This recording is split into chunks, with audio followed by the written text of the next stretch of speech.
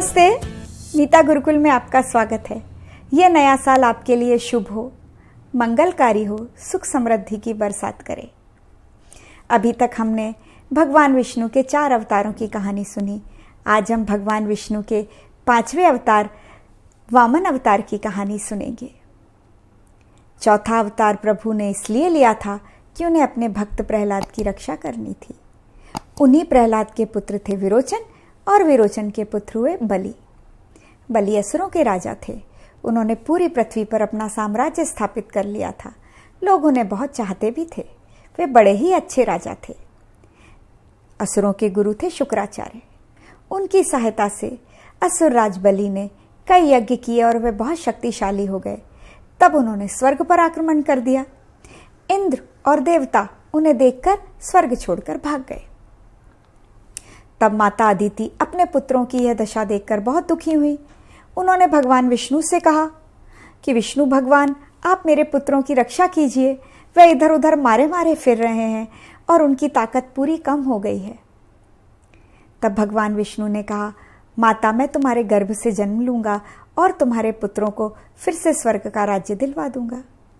अब माता निश्चिंत हो गई। फिर माता के गर्भ से भगवान ने अवतार लिया, जिनका नाम रखा गया वामन। वे 52 उंगली के थे। वे थोड़े से बड़े हुए तो उन्हें पता चला कि बलि यज्ञ कर रहा है। उसने 100 यज्ञों का प्रण लिया हुआ है और 99 पूरे हो गए हैं।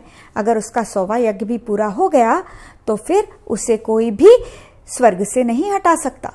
फिर तो वह बहुत शक्तिशाली हो जाएगा। तब वामन भगवान ने ब्राह्मण का रूप रखा। एक हाथ में लकड़ी का छाता लिया, एक हाथ में लकड़ी का दंड लिया और कमंडलू लिया। माता ने उन्हें लाल रंग का कपड़ा दिया, जिसे उन्हें पहन लिया और ब्राह्मण बने वामन देव बलि के यज्ञशाला में पहुंच गए। उन्होंने कहा, बलि, मैं कुछ दान चाहता हूं। बलि ने कहा, मांगो ब्राह्मण देव, आप क्या मांगते हो? ब्राह्मण ने कहा, आप पहले संकल्प लीजिए, तब मैं मांगूंगा। इतने में गुरु शुक्राचार्य समझ गए कि ये कोई साधारण ब्राह्मण नहीं है, ये तो स्वयं विष्णु है।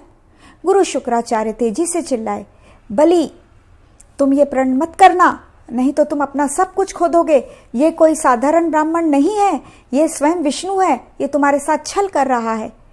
तब बलि ने कहा, मैं सारे यज्ञ विष्णु को ही प्रसन्न करने को तो कर रहा हूं। अगर विष्णु ही मेरे द्वार पर याचक बनकर आए तो इससे बड़ा मेरा क्या भाग्य होगा।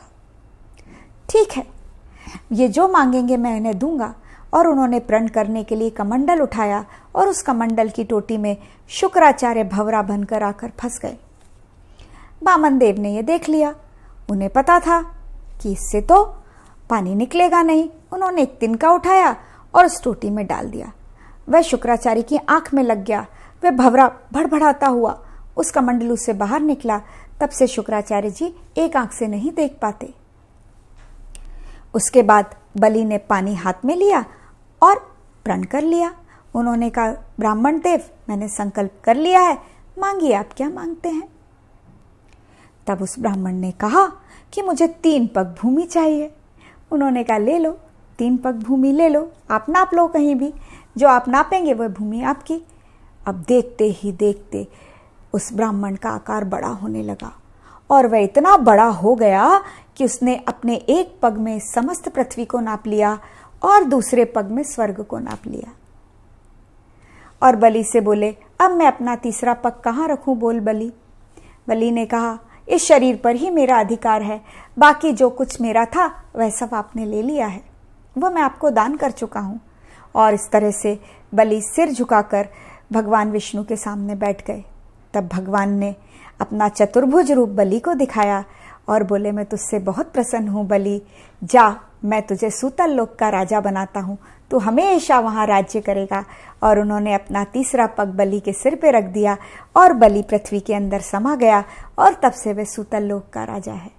वह वहां आराम से राज्य करता है और भगवान ने इंद्र को दोबारा से स्वर्ग का राज्य दे दिया। और इस प्रकार वामन देव की ये कथा यहीं समाप्त होती है। आपको ये कैसी लगी ये मुझे बताइए। अगर आपको पसंद आई तो इसे लाइक कीजिए, शेयर कीजिए और मेरे चैनल को सब्सक्राइब करना मत भूलिए।